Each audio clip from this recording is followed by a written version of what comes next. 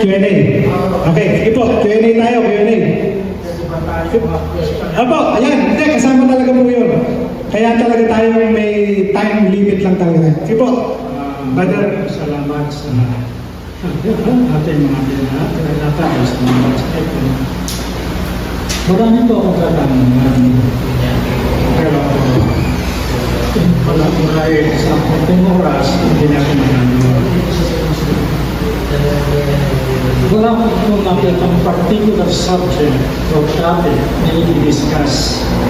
Kundi natin ang pinapaliwanag ninyo ay yung Medyo lakasan niyo po. Ilapit niyo po pa. naging debate ninyo between you and other government. Okay. Mga ilan lang po ang aking natatandaan. Pasensya na kayo sa dahil marahil sa katandaan ko na rin.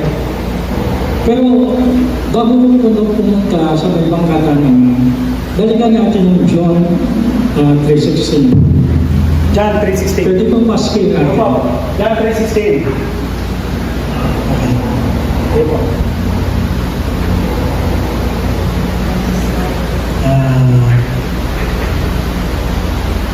By the way, mga kapatid, kung may mga tanong po kayo, i-ano nyo lang po, i-ready nyo lang po, ha?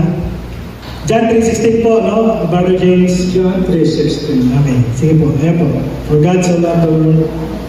Pwede mo pakiya-highlight lang po. Yung kanina, mas malaki. Ay, gusto nyo mas malaki kasi hanapin ko pa yung slides. Para mabasa yung... Sige po, try natin, ha?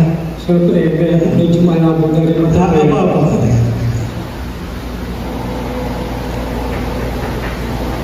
Sabay dyan, 316.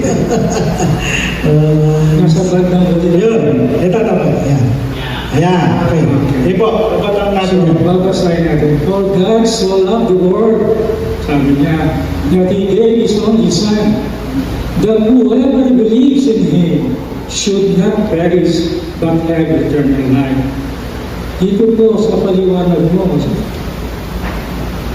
pero maniintindihan yung eternal life. Pero ito ang nakikita ko, it is in the future. Sapagkat tayo ay nabubuhay pa sa mundong ito, tayo ay mamamatay pa. Kaya not perish. Mamamatay pa tayo. Di po ba? Ano po tanong? Yung kung tanong ko, kasi sabi ko permanente lang, so it is in the future about the eternal life. Not at the present time. Okay. So, actually, okay, tapos na po, Brother James. Tapos na po. Sagutin po muna natin, no? Actually, that is the same question or argument ni Father Darwin. Okay? Mamamatay pa tayo dito eh. Alright? Mamamatay pa tayo. Kaya nga po, ang nakita natin presentation, present po natin, yung kaluluwa po natin, pupunta sa Panginoon, maghihintay ng glorified body. Pero let's deal with the verse, no? Wala po akong nakikita future tense dyan. Meron po ba? Wala po eh. Whoever believes, that is present tense, in Him should not perish, but have. Hindi will have. Whoever believes, have eternal life. No? So that is both in present tense. So meaning to say, you're really now in possession of eternal life. Kagaya rin sa sinabi sa John 5:24, John 6:47, 1 John 5:11, and many other passages. No? Yung beliefs kasi, pwede i-translate siya na is believing. Is believing. Yes. Actually, yun po ang mas tamang, Yun nga. yun ang mas tamang translation eh. Kasi po sa NASB, ito, ang talagang pagka-translate, everyone who believes. Pero sa Greek po noon, no, every the one believing. Okay. Kaya parehong present tense. Kasi po, nung tayo na born again, bago na ang spirito natin, hindi na patay, dati patay. But now, sabi nga, should not perish, but have eternal life. Okay? So pag tayo namatay, Maghihiwalay ang soul and spirit sa body. Siya lang po yun. Soul, spirit, But interchangeable. the spirit will come back to the Lord. Yes. Pero hindi ko nagtatagal ito. Ito na lang po. Kasi marami po katanungan sa Sige lang po. I-address natin po. ang once say, always say, ang acronym is possess. Correct? Yes. Ito po ay bago sa atin. Ang kabuti po ay zero knowledge. So, does the church stand for once say, always say?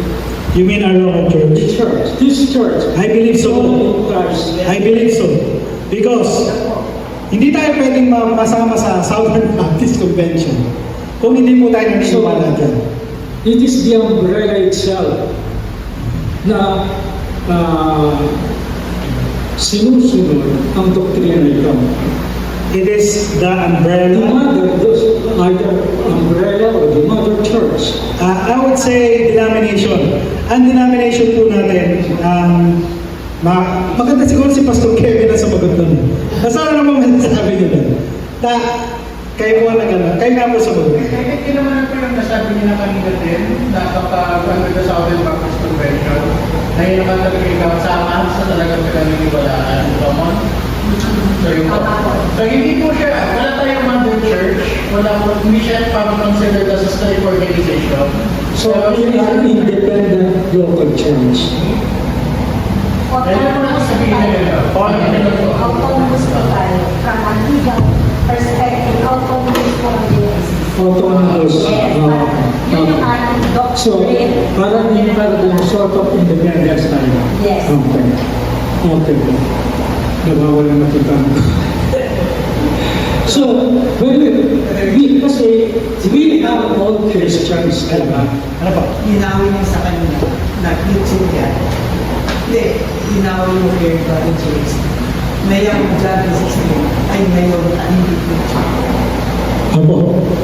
Opo, kasi ito nga pong John 3:16, Brother James, ay talagang ngayon po ito.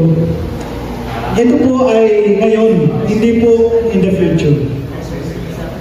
Hindi po ito future. Teka, nag-alas na natin kasi sa 5 minutes po sila sabi, whoever believes in him, though he die, diba?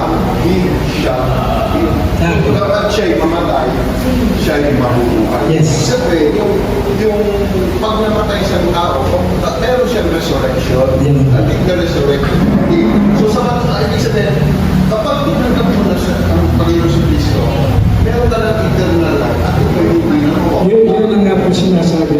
What is God is telling us that we will have eternal life. Hindi po we will have. Brother James, hindi po will have. Sabi lang po, but have. Kaya we have its assurance. When you say will, it's an assurance. So God is telling us that we'll have an eternal life. Okay? No, hindi po yun. Hindi po yun na nakasulat, Brother James. Ang nakasulat po, have eternal life. Okay. That is in present. Okay, sabihin natin. God is telling us to have eternal life. Okay ba sa iyo? God said, To have eternal life. Hindi pa rin. Kasi, hindi po gano'n nakasulat. hindi nga masabi niyo sa Is believing, is heaven. Yeah, believing kaya Is heaven, is heaven now. He's telling us, sinasabi ko sa iyo na ikaw, Pagpilihan ko kasi future. Okay, sino sa inyo meron eternal life ngayon? Basta kamay. Assurance yan eh. Oh, Brother James, kailan ka meron eternal life? yes, that was the promise, eternal life. Ang eternal life po ng lahat ng born again, ngayon pa lang. Ngayon pa lang po. Hindi po sa wala. Hindi po sa future. Okay. Brother James, ang totoong born again po, naniniwala siya na meron po sa eternal life. Kailan? Ngayon. Ngayon po. Kasi yun, di ba is believing is happy. is actually heavy. Amen. Anyway, ang salvation natin is through our personal relationship with Yes, God. yes. It is not the church itself. Katulungan natin ang church, gabay natin ang iglesia. Yes, that's true po, Brother James. Our personal relationship with God. That's true. Actually, Brother James, yan po pagkakaiba natin sa Roman Catholics. Am I right, Pastor Ken? Sa Roman Catholic Church, ang church, ang parang parte ng iyong eternal life. Okay? Sa participation mo nga sa kanilang sacraments. Pero sa atin po, no, at ang sabi ng Biblia, hindi po yun ang ating ground ng eternal life. Tanging ang Ebanghelyo ang ginawa ng Panginoon, ang ating pagsampalataya sa Panginoon. Hindi po sa ating mga gawa, hindi po sa ating affiliation sa institution, hindi po. So, yun po. Kaya, sabi nga natin sa Ephesians 2:8-9, Titus 3:5, 2 Timothy 1:9, not by works, is same as not because of our works. Wala pong works na involved, human works. Tanging works ng Diyos. Okay. Hindi natin po pwede patagalin.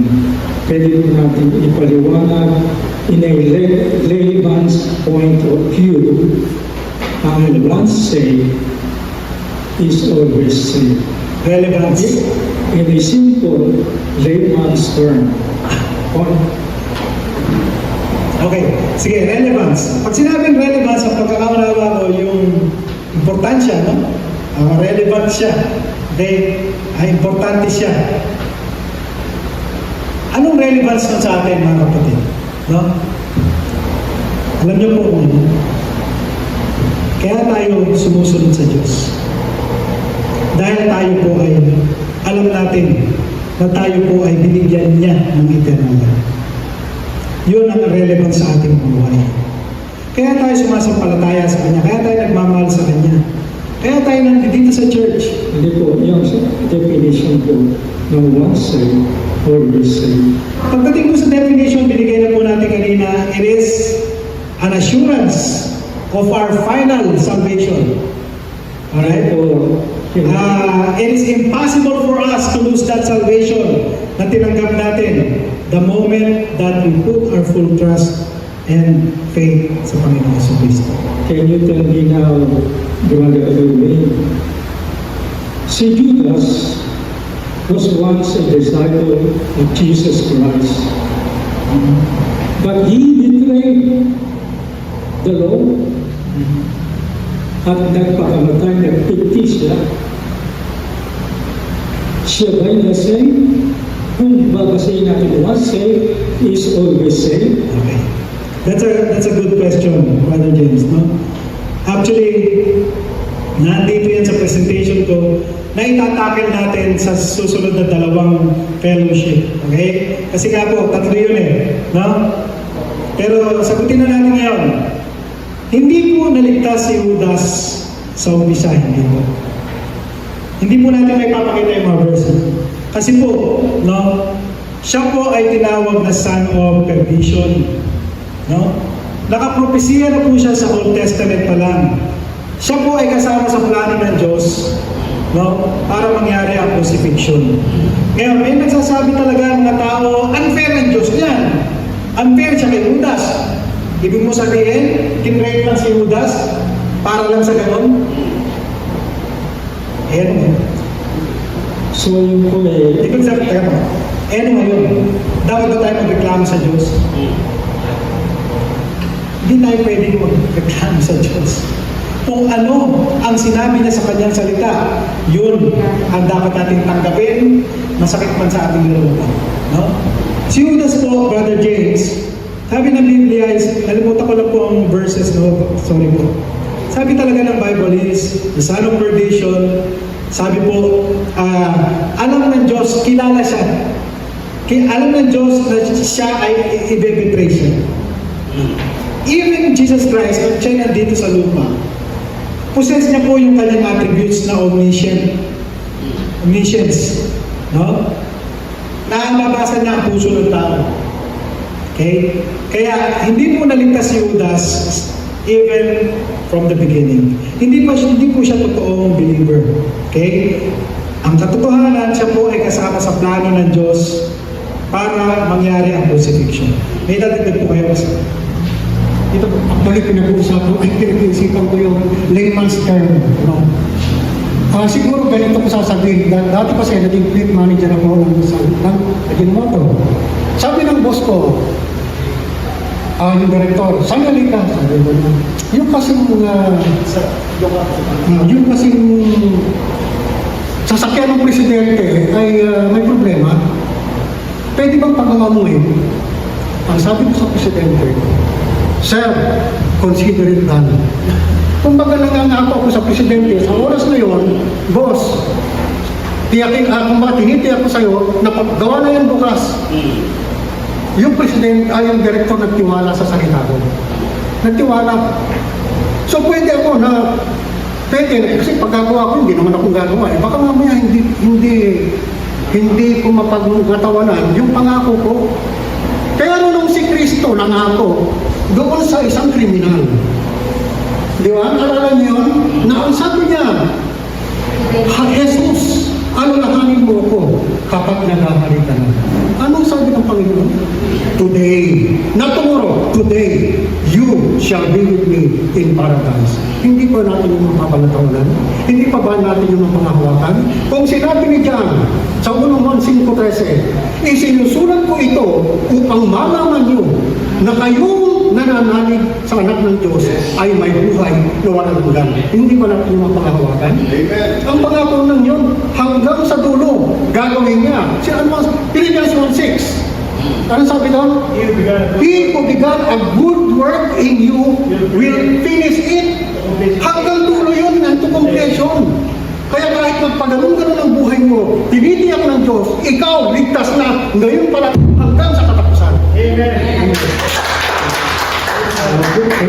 Pwede po akong sumagot. Yun naman eh. Yung Doon po sa pwede po akong sumagot. Sige po. Doon po sa halimbawa ni Pastor Sani, kung saan inutusan siya na ay magawa ng kanyang sasakyan.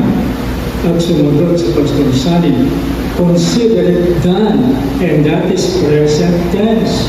Yes. But the reality ay mangyayari pa lang after na sinabi mo it is considered done. Get ko yung point ni... Yes, and I also get that, no? Brother James, kasi ang hiningi niyo po ay in layman's term, no? Pero ang punto po ng illustration na yun, that is guaranteed. Okay? Ganun din po ang presentation natin sa totoo lang.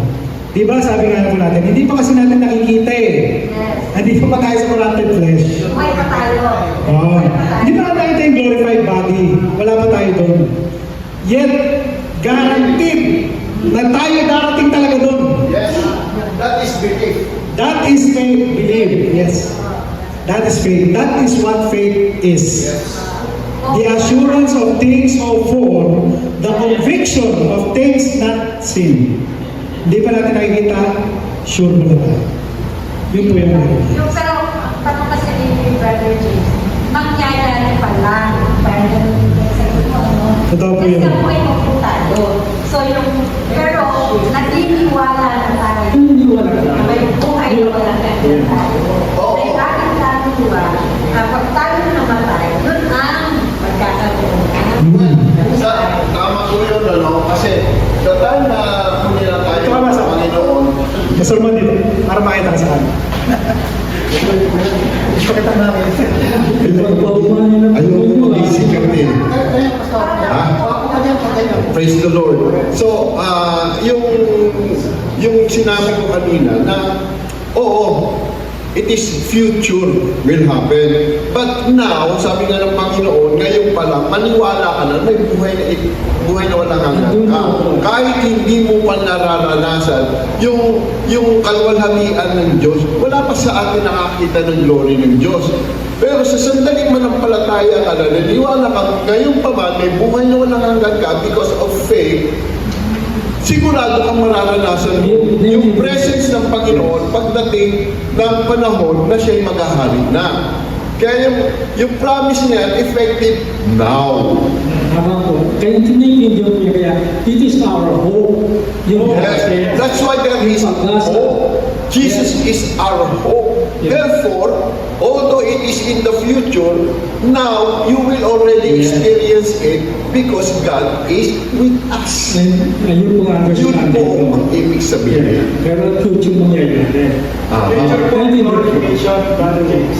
Consider it done. Sabi nga ni Pastor Sunny, consider it done.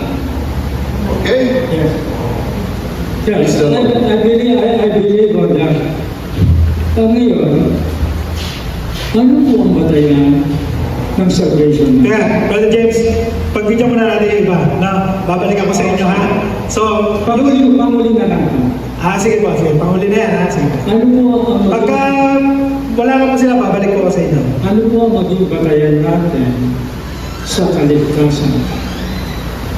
Sa pamagitan ba ng by faith alone o sa pamamagitan ng pananampalataya na may gawa? Faith alone. Nakita po natin sa presentation, Romans 1:16-17. Pagdating sa salvation, okay? Pero again, sabi nga natin, yung faith na yun, na saving faith, okay? Yun ay hindi alone. Laging magbubunga yun na pagsunod na gawa. Okay? Kaya, tatalakayin po natin yung Brother James sa susunod na mga session. Paano po yung Yung James 2:24, pati yung iba pang verses na ginagamit ng Roman Catholics para patunayan yung kanilang doktrina na faith and works ang salvation. Kasi We will deal with that. yung po mensahe na ilang umaga, ang sabi, tinatawag ako ng Panginoon, Panginoon, pero hindi mo ginagawa ang sinasabi ko sa iyo. Yun ang mensahe natin kanilang umaga. Hindi po ground yun sa salvation, Brother James. Hindi po yun salvation doctrine. Yung pagtawag sa Panginoon, it is an effort to be saved. It is an effort. Hindi po, Brother James, excuse me. Hindi po pagtawag na Lord, Lord ang salvation. Okay? Ito nga po, napanood niyo yung debate namin ni Father Darwin. Para sa kanya, pag tumawag ka ng Lord, Lord, may pananampalataya ka na. Hindi po. Ha? Hindi lahat. Porque kung tumawag na Lord, Lord, may faith na. Hindi lang tayo tumatawag. Lalo na nga yung sinabi ko sa Matthew 7 po ba yan, Pastor Mon? When you want to think, Di ba yung chapter, yung verse 15 nun, false prophet nga yun eh. False prophet yun. Paano nagkaroon ng faith yun? False prophet nga yun. Pag sinabi false prophet, false believer, pareho lang yun. False prophet, false believer. Eh, paano po sinasabi ng Mateo 24:13? Ang mananatiling tapat hanggang wakas ang siyang malilito. Okay. ibang context po yun. Ibang context. Tribulation yun. Brother James, I promise you, yan mga magaganda po yung inyong mga tanong. Pero tatalakayin po natin yan sa susunod na dalawang sessions. Yes. Kasi ngayon, ang tinakayin pa lang natin, the doctrine itself. Yung susunod, rebuttal. Yung susunod, question and answer. Yung mga questions na naitanong. Yung mga common objections. No? So once again, we will tackle all that. Okay. So sa ngayon, my case. okay, thank you po. Brother James, I appreciate that. Thank you. Pagpauman po ninyo No. kung gusto mong maliwanagan ang salita ng Panginoon. Wala po kayo nakalipat sa inyo. Okay lang. Bakit mo yun? Meron pa po ba? Gusto ko magtanong yung babae, yung mga kababaihan eh. Sa mga kababaihan, kaya. Sino pa po may tanong? Kahit po alam nyo na yung sagot, magtanong po kayo. May gusto akong marinig na tanong actually. Sana may magtanong nun. No? May gusto akong marinig na tanong. Pero sige, pagbigyan natin. Brother Boyan, may tanong po ba kayo? Wala po. Sino pa po? Okay. Sino po? Wala na po. Actually, ang gusto ko po... Ayan, thank you. Praise the Lord. Si Ate Jo. Meron sagot kanina na kayo. Kahit ka tayo ng mali eh. Kaya, oy, magpatarin niyo po kami. Kaya nga siya po nagtatanong. Ganito po, although kanina natagal yung pala, bakit pa rin ako nagkakasala? Ito rin ang may photo dito.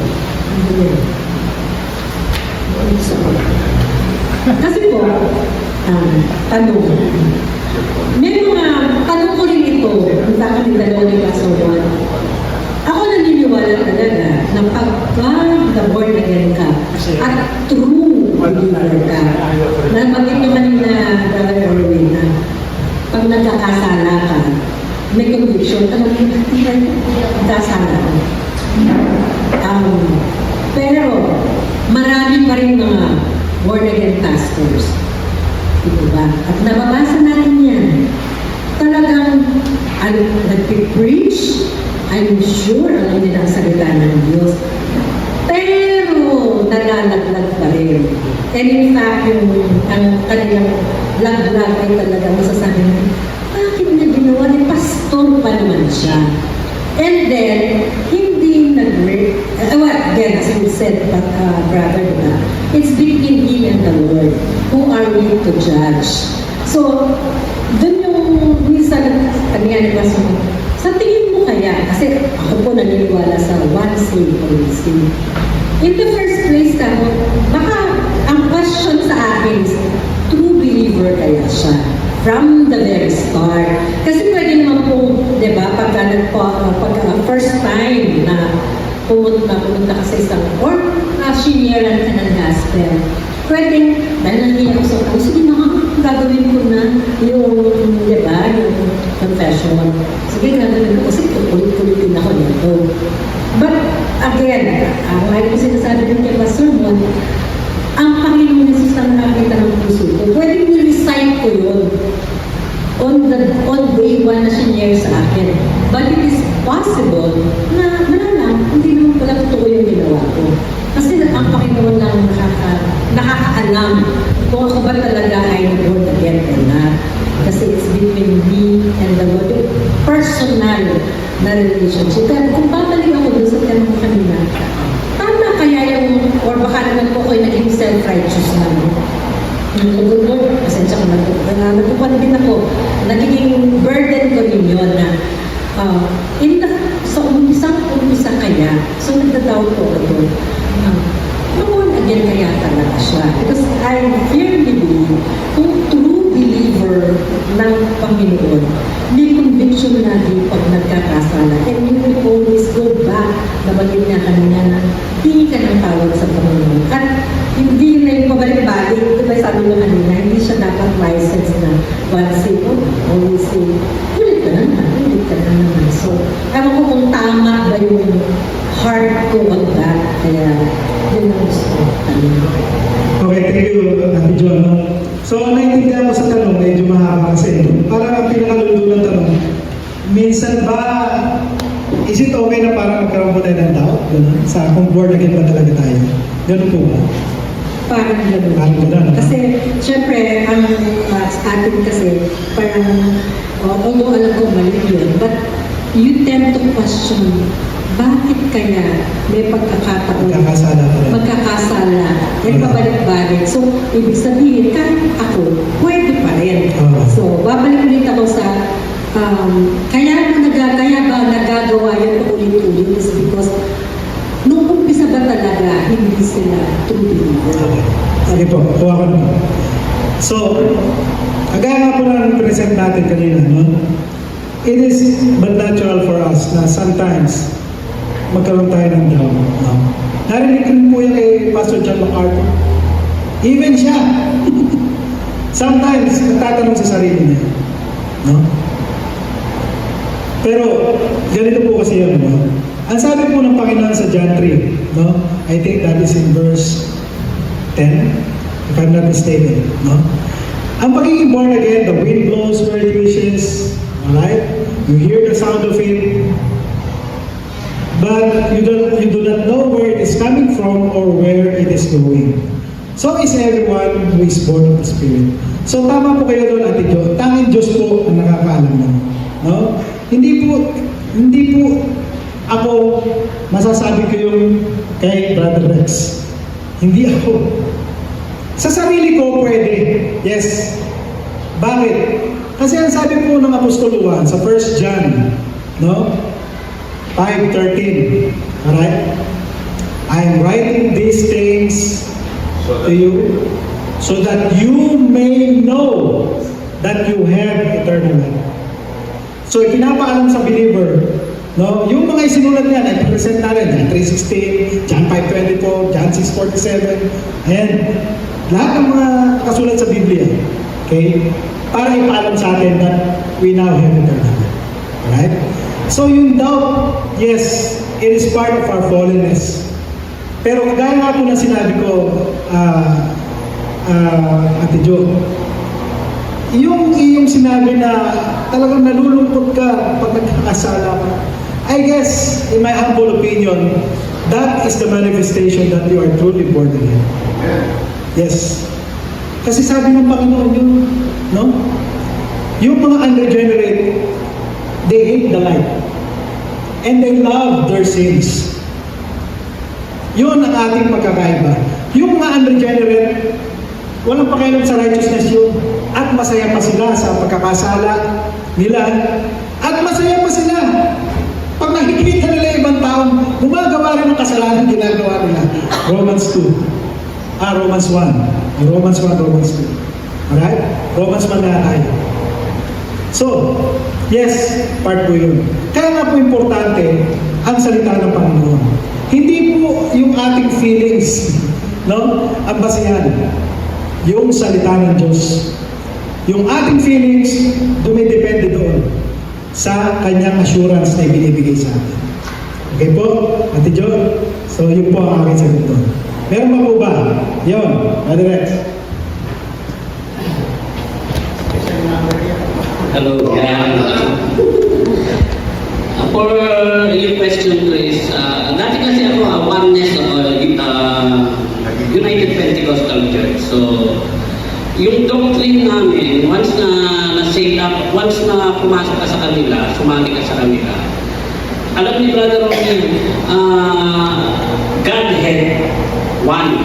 And then, yung way of salvation, hindi ganito sa atin. So, kung na-open na yung mind ko, parang ito talaga yung tama. Ang sa amin, kailangan yung Acts 2:38, masunod mo yun, repent and be baptized in water. Meron pa yung specific in the name of Jesus Christ. Walang Father, walang Son, walang Holy Spirit. In Jesus, amen. And then, kailangan mo mabustos ng Holy Spirit. So, kailangan mo yung maninilig kang gano'n. Minsan, natakot ako. Minsan parang kailangan mong sumunod kailangan mong gawin yun para yun ang may salvation. Parang ako sa information natin kasi kailangan natin malaman ito. Lastly, ito yung mabigat, yung holiness inward and outside. Sa babae, bawal magpalubid, bawal magpalakal. Sa lalaki, bawal magpangalon, bawal sa babae yan. Sa lalaki, bawal mag-short kasi baka makita yung mga balahibo daw, ganyan. And then, bawal magsalo, pag nakalabas, bawal gano'n. So, ang question ko daw brother is, yung holiness ba is may relation sa salvation natin? And kailangan ba natin na prerequisite yung tatlo na sinasabi ng Panginoon?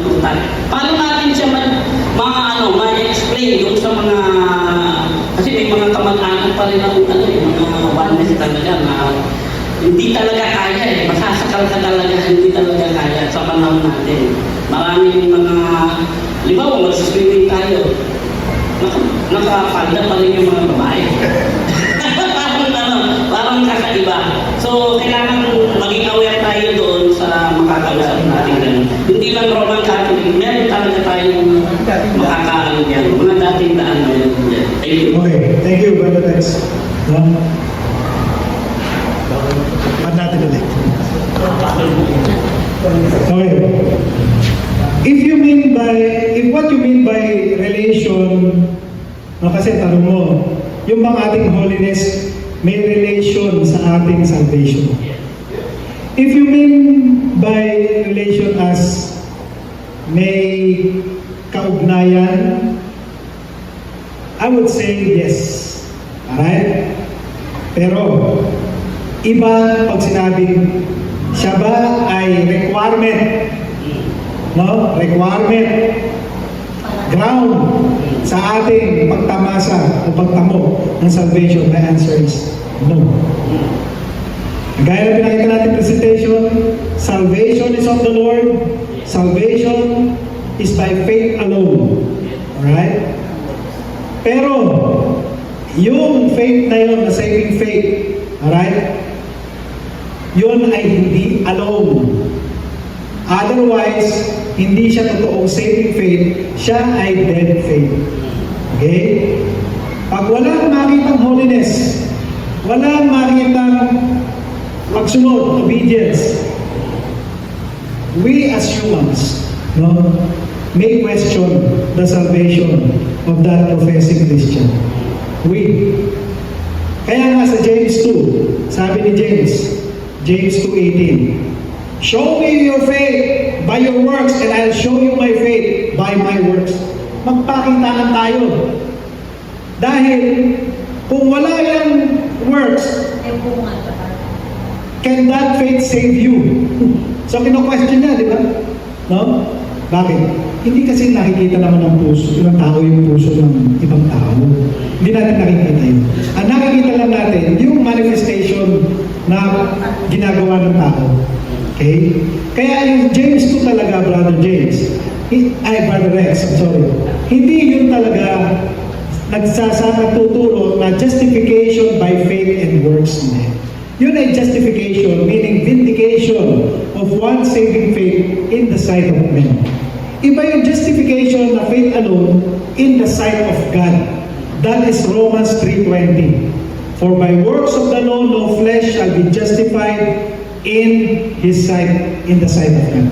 Okay? That's why justification is by faith alone. Yun ang sagot. So, pag sinabi natin in relation, may kaugnayan, yes, dahil yun ay bunga. No? Necessary fruit of saving faith. Alright? But it is not meritorious. It will never merit your salvation. No. No? It's only by faith in Christ. May dadagdag po kayo, Pastor. Okay na. Okay. Thank you, Brother Rex. That's a good question. Okay, meron ba? How about sa election? May tanong ko ba sa election? Gusto kong makapagtanong ko sa bakit pinili ng Diyos? Meron ba, Brother Erwin? Ang fair naman ng Diyos dyan. Sino mo may gusto? Alam ko may tanong kayo dun eh. Sige po, magtanong po kayo kay Maya. Ha? Yun po gusto kong marinig. Alright, wala talaga. So, lahat kayo, agree na? Hallelujah! Hallelujah! Alright? So, bigyan natin ng pansin nyo. Kung bakit isa sa ground ng ating assurance of salvation ay ang doctrine of election. Alright? Kasi nga, pansinin nyo yung John 3:16. No? Kung yun ay nakabase sa free will ng tao, yung salvation, unstable yun. Unstable yun. At kung ano man yung pinlano ng Diyos from eternity past, no? Hindi niya makukuha yun. Naintindihan na natin. Hindi niya ma-achieve yun. Mafu-frustrate siya. Mafu-frustrate yung plano niya. Bakit? Kasi makasalanan ka nga eh. Alam mo na po kasi ang masabi mo siya, kung ako hindi ba ka sa election, hindi tayo magkaka. Yes, I know. Okay, based on the foreknowledge of God, meaning He is out of this world, lahat ng mga mangyayari sa mundo, kita niya na foreknowledge. Para sa ating past, present, future, sa kanya, buong kabuuan ng kanyang creation. So, ang hindi nangangahulugan kapag inilink ka, kinokontrol ka na ng Diyos. No. Hindi ibig sabihin yun. Still the free will is there. Alam ng Diyos kung sino tatanggap sa Kanya at sino magre-reject sa Kanya. So therefore, free will is still there. Hindi nawawala ang free will. Yes. But the point there is, He knows already. That's why yung foreknowledge ng Panginoon is based on our own definition. Yes. Kaya nga ang free will doesn't remove, hindi nakatanggal yan once na you are chosen. Kasi ang pagkakapili ng Panginoon is based on His sovereignty, not in our own idea. Amen. Thank you, Pastor. And I praise the Lord na hindi tayo nagdidebate dyan. Because the truth of the matter is, hindi natin kailangan pagdebatihan yan. Whether you believe in free will or not, kagaya ko, no? It doesn't matter. Sa pagdating sa osas. What I'm just saying, Because it is not an essential doctrine. yes, I agree.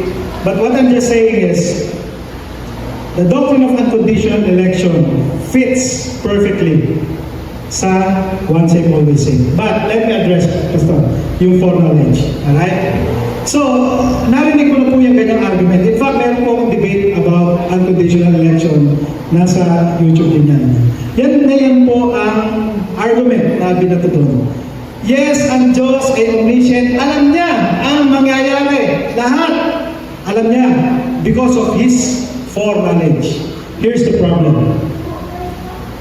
Kung ganun lang ang foreknowledge ng Diyos, lalabas, natutunan niya lang. Nakita niyo? Lalabas, bago niya pinili ang taong yun, nakita niya muna na yung taong yun pumili, nag-decide na magkaroon siya ng faith, nag-decide na sumampalataya, sa kanya pinili at nilagay sa book of life. Kumbaga, nag-react lang ang Diyos, no? Sa ginawa, sa desisyon ng tao na yun. That contradicts the attributes of God. Ang Diyos ay hindi mo natututo. Ang Diyos ay sovereign Lord. Ang kanyang omniscience ay hindi nakadepende sa kung saan titingin siya sa corridors of time para ma-discover niya kung ano yung ginawa ng taong yun, saka siya magre-react. That is not the God of the Bible. Okay? Ang katotohanan, Romans 9, Ephesians 1, Revelation 13:8, 17:8, and many other passages. It is the will of God. It is His free will, not our free will. Let me address that free will. I am not saying na ang tao na sumampalataya kay Kristo ay walang free will. That is not the case. In fact, yung mga sumampalataya ngayon, sila talaga ang mayroon ng true meaning ng free will. Why? Because once you are born again, no, your inclination now is to obey God and His righteousness. See? Pero, sometimes, gumagawa ka pa rin, madadapa ka pa rin, makagawa ka pa rin ng kasalanan. Out of your decision, out of your volition, out of your free will. So, dalawa na ang pinupuntahan mo every now and then. Pero yung unregenerate, yes, may free will siya. Meron siyang free decision. After all, we are all created in the image of God. Alright? Ano yung image na yun? Na kung saan tayo naging made in the image of God. Yung ating ability to creating, to decide. Yun. To invent, to teach, yung ating morality. No? Kasi ang Diyos ay talagang standard of the perfection of morality. We have also that. No? In some sense. But, yung mga unregenerate, ang kanilang free will, naglalaro o umiikot lang doon sa sin. Nakuha nyo? Doon lang sa paggawa ng kasalanan, wala sa righteousness. That is the difference. Yung inclination, yung free will niya na i-exercise niya doon sa kabunduhan. Hindi sa pagsunod sa Diyos. In fact, hindi niya nga sinisik ang Diyos eh. No one is righteous, no not even one, all have sinned and fallen. No one seeks God. See? Kaya, kailangan maborn again muna siya. Bago siya makasunod. Bago siya makakita ng liwanag. Kasi nga siya ay nasa kadiliman. There is a great verse na hindi masyado nagagamit sa OSAS. No? Colossians 1:12 to 13. Kung meron kayong mga Bibles, buksan nyo, pero ang sinasabi doon, no, Colossians 1:12 to 13, the Father qualified you, qualified, no? Siya ang nag-qualify sa atin, no? And, ang sabi dun sa verse 13, He removed us from the domain of darkness and transferred us into the kingdom of His beloved Son. Sino natin gumawa? Diyos. Wala tayong any participation or contribution. Okay? So, I'm not going to force unconditional election. I accepted it in my heart na it is impossible for us to have unanimous belief sa bagay niyo. I'm not forcing it, Pastor Mon. All I'm just saying is, the doctrine of unconditional election fits perfectly sa ating assurance of salvation. It fits perfectly sa sinasabi nating salvation is monergistic work of God. Alright? Kasi, kung meron tayong free will, as they call it, na sumampalataya, tayo ang nag-decide, no? Walang magagawa, yung mga ginawa mong sakripisyo na yung Panginoon si Kristo, wala yun, walang kwenta yun kung hindi ka nag-decide. It won't work sa attributes ng Diyos. Alright? So, I know na mahirap tanggapin, and I also know na hindi talaga yung matatanggap ng iba. Never. Pero pa ako narinig dati, naka-predestined na ako to oppose that. You see that? I am predestined to oppose Calvinism. See? Okay. Ang importante, The fact that they are called Calvinists, they are following John Calvin. no, I don't agree with that. Ang sinasabi, naging term lang po kasi yun. Parang madali, no? Pero ang totoo, kagaya nga sabi ni Pastor John MacArthur, kahit ako, hindi sinasabi ko, wala akong pakialam kay John Calvin. In fact, hindi ako naging Calvinist dahil kay John Calvin, hindi ko nga nabasa yung institute. Naging Calvinist ako because of Romans 9, Ephesians 1, Revelation 13, and many other passages in Scripture. Nakita ko na it fits perfectly. Alright? But again, sabi nga ni Pastor Mon, and I fully agree, that is not the essential, no, for our fellowship. The essential for our fellowship is the gospel. Alright? And again, sabi ko nga kanina po, Pastor, we must operate as if lahat pinili. Wala tayong titawi. Hindi tayo pwede magsabi, uy, hindi yan pinili, huwag natin puntahan yan. Hindi tayo inutusan, no, na alamin kung sino yung pinili niya. Kaya nga nasabi ko sa inyo, meron mga tinawag ang Diyos sa deathbed. No? Doon siya, yung isa nga, nakapakol na krus. Oh, see?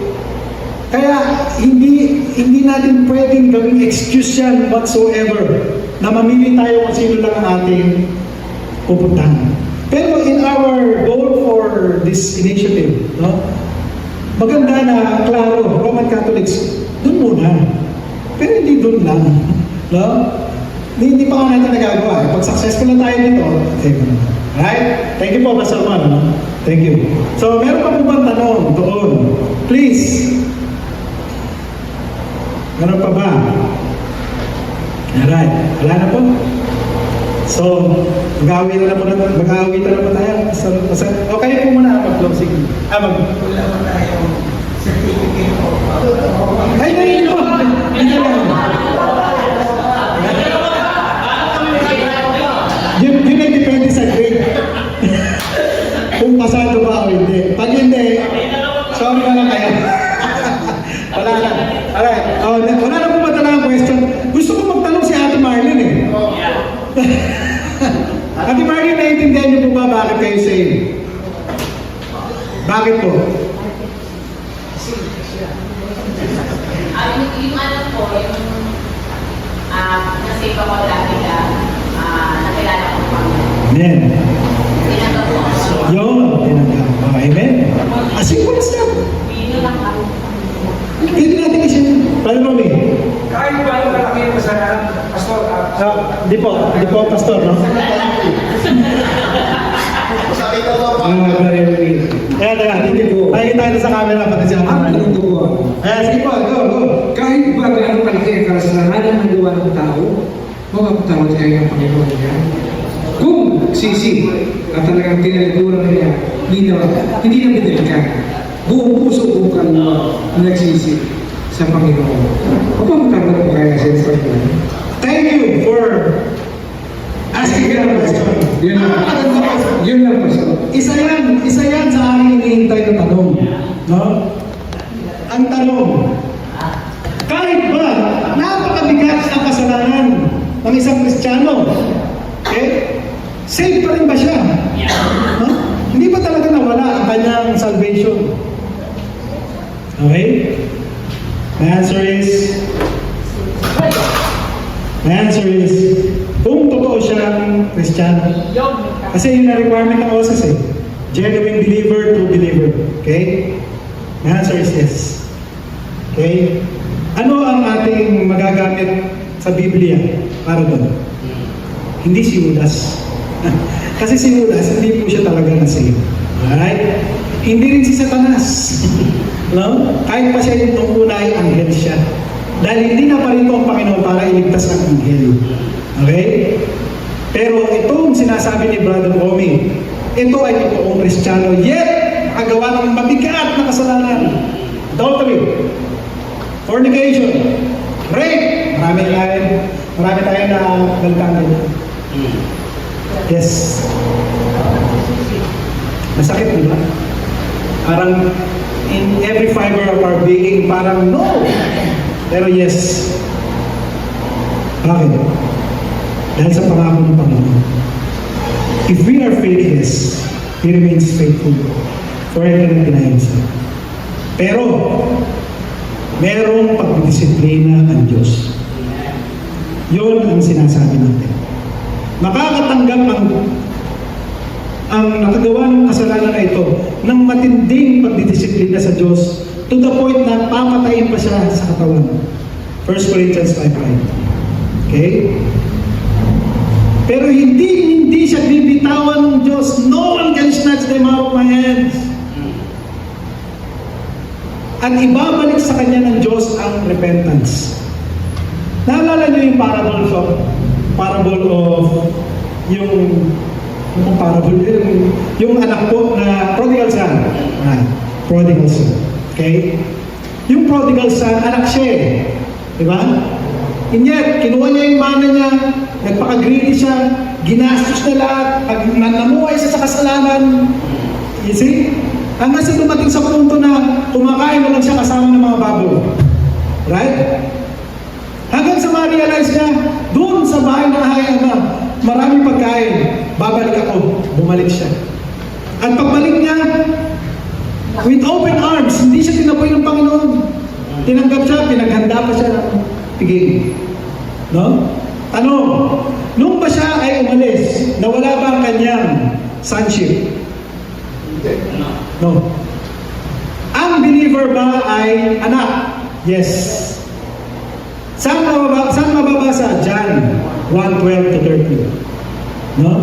You believe in the Son of God has given the right to become. As many as receive Him, to them He gave the right to become children of God. Thank you. Yeah, thank you, Pastor Mon. Siya ay adopted. Alright? Wala pong proseso ng unadoption. Kuha ninyo? Yung mga adopted, pinipili yun ng mag-a-adopt. Alright? Pero once adopted na siya, entitled na siya sa inheritance, wala pong proseso na unadoption.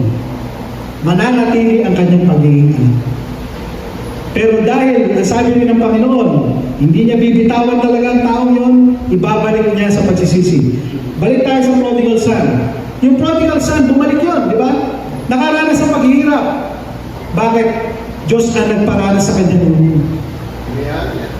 Nayaan niya. Yun ang way ng Diyos para ibalik tayo sa pagsisisi. Ibabalik niya yun sa repentance. ibabalik niya yun sa repentance. Pero makakatanggap yun ng punishment, temporal punishment, no? Doon sa kasalanan niya.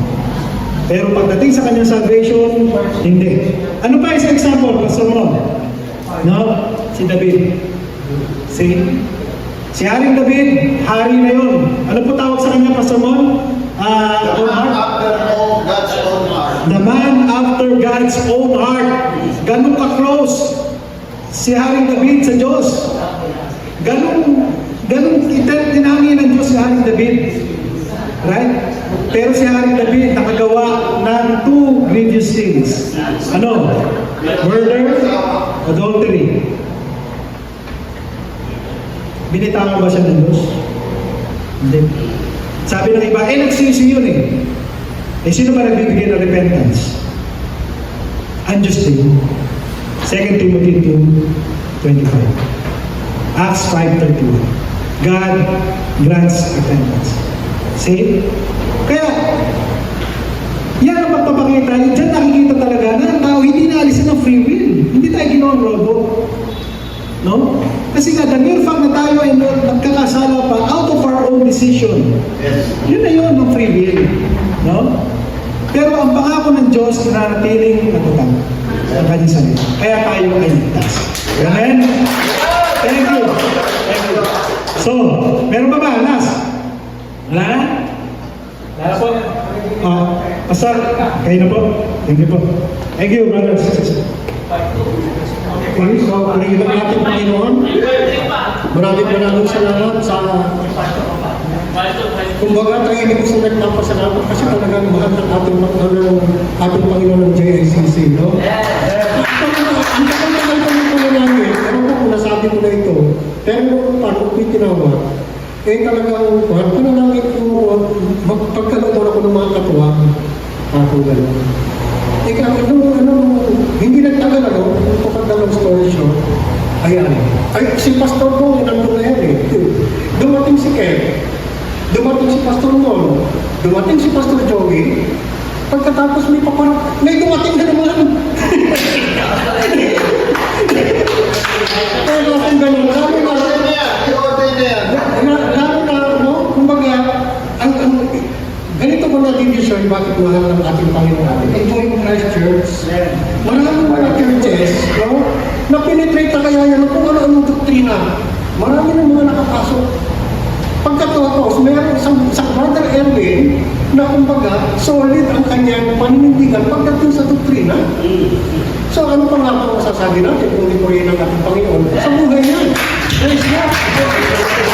Grace, anong grade natin sa kanya? Part 2. Sa araw muna yun, may part 2, may part 3 para rin. So, purihin ng ating Panginoon. Ngayon, para sa ating closing remarks at closing prayer, tawagan na po ng ating associate pastor, ang ating prayer din, si Pastor Mo. Ayan, may kanta muna. Siyempre, ating closing. So, Kaya, reklamo niya. Huwag ka kapag-question sa kita. nakilala ka pa. Busog na.